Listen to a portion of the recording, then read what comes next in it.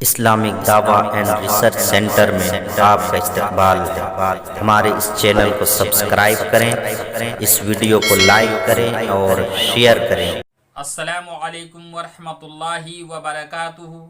قال النبی صلی اللہ علیہ وسلم ان اللہ یبعث لہذه الامة على رأس كل 100 سنة من یجدد لها دینها۔ نبی کریم صلی اللہ علیہ وسلم نے ارشاد فرمایا، اللہ تبارک و تعالی اس امت کے لیے ہر صدی کی ابتدا میں ایک ایسے شخص کو مبعوث فرمائے گا جو اس کے لیے اس کے دین کی تجدید کرے گا۔ یہ حدیث ابو داؤد میں آئی ہوئی ہے، حدیث نمبر 4291 ہے۔ علامہ البانی رحمۃ اللہ علیہ نے اس کو اپنے صحیحہ کے اندر لایا ہے، جلد 1 اور صفحہ 176 میں، اور مستدرک حاکم میں بھی یہ حدیث آئی ہوئی ہے، جلد 4 اور حدیث نمبر 522۔ میرے بھائیوں، میرے دوستو، یہ حدیث جو میں نے پیش کی ہے، اس حدیث کو پیش کرنے کا مقصد یہ ہے کہ ہم جانیں کہ مجدد کہتے کس کو ہیں، دین کی تجدید کرنے والا ہوتا کون ہے۔ ہمیں سمجھنا چاہیے کہ دین کی تجدید کرنے والا ظاہری طور پر اور باطنی طور پر دینی علوم سے مزین ہوگا۔ دین کی تجدید کرنے والا ظاہری طور پر اور باطنی طور پر دینی علوم سے مزین ہوگا۔ تجدید دین سے مراد یہ ہے کہ کتاب و سنت کے احکام پر مٹ چکنے والے عمل کا احیاء کیا جائے اور ان کے تقاضوں کے مطابق حکم دیا جائے۔ امام احمد بن حنبل رحمۃ اللہ علیہ نے اپنی کتاب سیر الاعلام النبلاء میں بتایا ہے کہ پہلی صدی کے مجدد عمر بن عبدالعزیز ہیں اور دوسری صدی کے مجدد امام شافعی رحمۃ اللہ علیہ ہیں۔ میرے بھائیوں، امام احمد بن حنبل نے آخر پہلی صدی اور دوسری صدی کے مجدد، پہلی صدی کے مجدد عمر بن عبدالعزیز، دوسری صدی کے مجدد امام شافعی رحمۃ اللہ علیہ کو کیوں کہا ہے؟ کس لیے ان دونوں کو اس زمرے میں رکھا ہے؟ یہ ہمیں سمجھنے کی ضرورت ہے۔ کہنے کا مطلب ہے میرے بھائی کہ دین کی تجدید کرنے والا ظاہری طور پر اور باطنی طور پر دینی علوم سے مزین ہوگا، یہ ہونا چاہیے، یہ ضروری ہے۔ اگر ظاہری اور باطنی دونوں طور پر وہ دینی علوم سے مزین نہیں ہے تو پھر سمجھ لیجئے کہ وہ مجدد نہیں ہے۔ اس کیٹیگری میں بہت سارے ہمارے جو علماء ہیں وہ آتے ہیں، جو مجدد ہیں، جنہوں نے دین کی تجدید کی ہے۔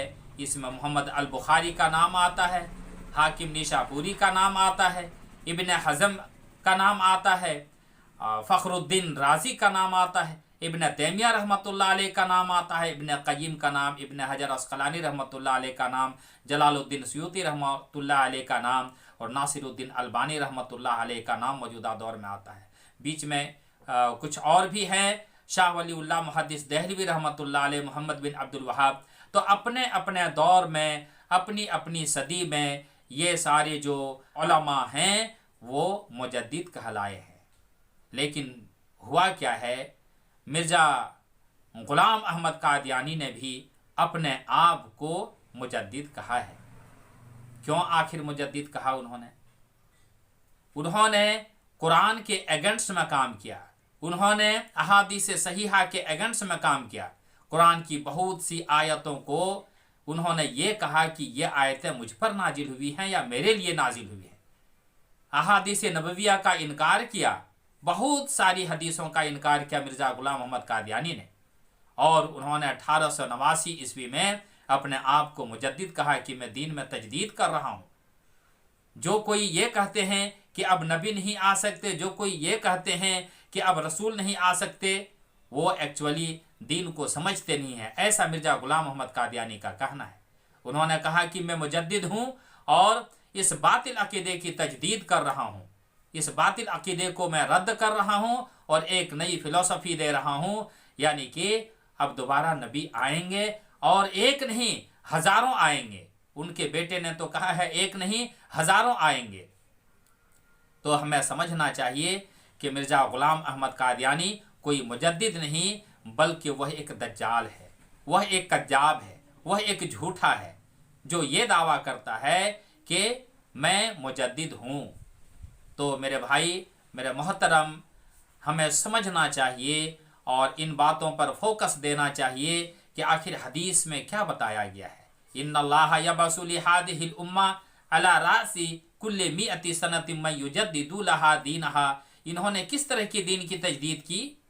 انہوں نے تو خرافات پھیلایا دین کے اندر، دین کو تبدیل کر دیا، خود کو نبی کہا، اپنے آپ کو مجدد کہا، اور اپنے آپ کو انہوں نے رسول بھی کہا، اور اپنے آپ کو عیسیٰ ابن مریم بھی کہا، اپنے آپ کو امام مہدی بھی کہا، سب کچھ کہا۔ تو یہ کوئی مجدد نہیں تھے، بلکہ کیا تھے؟ یہ ایک جھوٹے اور کذاب آدمی تھے۔ تو میرے بھائی، جو کوئی دین کی تجدید کرتے ہیں تو ان کی ظاہری اور باطنی دونوں چیزیں جھلکتی ہیں، وہ شریعت محمدی کے مطابق ہوتی ہیں۔ ان کی دونوں چیزیں، ظاہری اور باطنی دونوں چیزیں، یعنی کہ ظاہری طور پر بھی اور باطنی طور پر بھی وہ دینی علوم سے مزین ہوتا ہے۔ اور مرزا غلام محمد قادیانی وہ دینی علوم سے مزین نہیں، بلکہ وہ ایک خاص مقصد کے تحت انہوں نے دین کو ہتھیار بنایا، قرآن کو ہتھیار بنایا، حدیث کو ہتھیار بنایا، اور اپنے آپ کو انہوں نے عیسیٰ ابن مریم ثابت کیا۔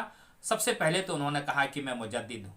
تو یہی کٹ ہو جاتا ہے، جو قرآن اور حدیث کے مطابق فیصلہ نہ دیتا ہو اور قرآن اور حدیث کے مطابق وہ شریعت کو آگے نہ بڑھاتا ہو، تو وہ مجدد کسی بھی صورت میں نہیں ہو سکتا۔